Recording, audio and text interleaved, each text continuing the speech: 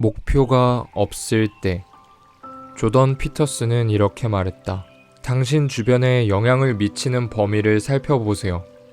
당신이 직접적으로 영향을 미치는 부분에서 지속적으로 문제가 발생하는 부분을 고치세요.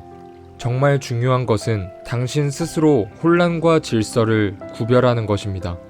그럼 당장 바로 실행하세요. 그러면 당신은 누구보다 점점 더 빠르게 성장할 거예요. 성경의 구약에는 이러한 개념이 있습니다. 도덕이란 것은 금지된 것을 하지 않는 것이다. 세상에는 하지 말아야 할 나쁜 일들이 많이 있습니다. 그리고 그것들만 지켜도 도덕적으로 충분하죠. 이 부분에서 지혜를 엿볼 수 있습니다. 하지만 구약과 신약 사이에는 명확한 변화가 있습니다. 구약은 금지에 대해서 말하고 신약은 세상의 죄로부터 벗어나면 해야 할 좋은 것들에 대해서 말합니다. 신약에서는 성취해야 할 긍정적인 것들에 대해서 말하죠. 아마 그 긍정적인 것들이 정확히 뭔지 모르겠는데요 라고 물어볼 수 있습니다. 자신의 방을 청소해라. 사실 사람들이 생각하는 것보다 훨씬 더 어렵지만 효과적입니다. 당신이 해야 할 첫 번째 일은 당신이 미치는 영향의 범위를 살펴봐야 해요. 당신이 직접적으로 영향을 미치는 부분에서 지속적으로 문제가 발생하는 부분을 고치세요. 문제들을 찾아보면 그것들은 보통 사소한 것들입니다. 방 청소처럼요. 정리하세요. 당신의 방이 어질러 있다는 사실은 그렇게 중요하지 않습니다. 정말 중요한 것은 혼란과 질서를 구별하는 것입니다. 그리고 더 이상 혼란된 삶을 살지 않고 질서 있는 삶을 살기 위해 노력해야 하는 것입니다. 보통 대부분의 가정에서는 조금만 더 정돈되고 깔끔한 집을 만들기 위해 할 일이 정말 많아요.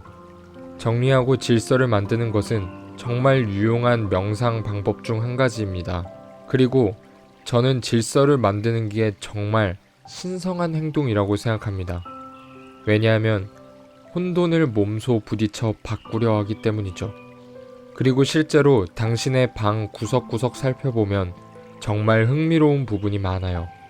집을 개조하면서 제가 배운 큰 교훈은 당신이 그 방을 소유한다고 해도 구석구석 살펴보고 깔끔하게 청소하고 꾸미고 당신만의 고유한 방으로 만들었다고 해도 방은 당신의 소유가 아니에요. 단순하게 물리적으로 당신의 방을 소유했다는 사실만으로 방이 당신의 것이 되는 게 아닙니다. 방을 정말 자신의 것으로 만들기 위해서는 방과 동적인 관계를 만들어야 해요.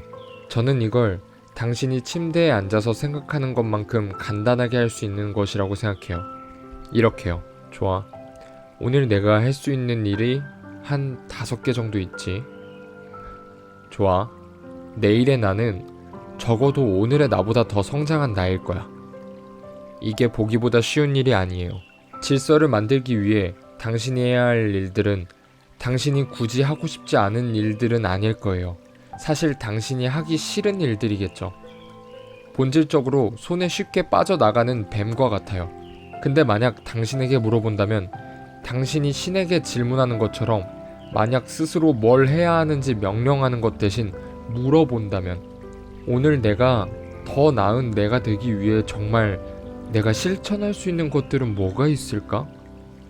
정답은 보통 일상의 사소한 것들입니다.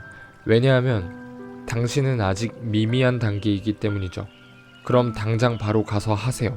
그리고 조금 더 자신을 돌아보면 그러면 해야 할 것과 하지 말아야 할 것들을 구별할 능력이 생길 겁니다. 그러면 당신은 혼돈에 대응할 수 있는 더 나은 질서 있는 사람이 될 수 있을 겁니다. 그리고 당신은 누구보다 점점 빠르게 성장할 거예요.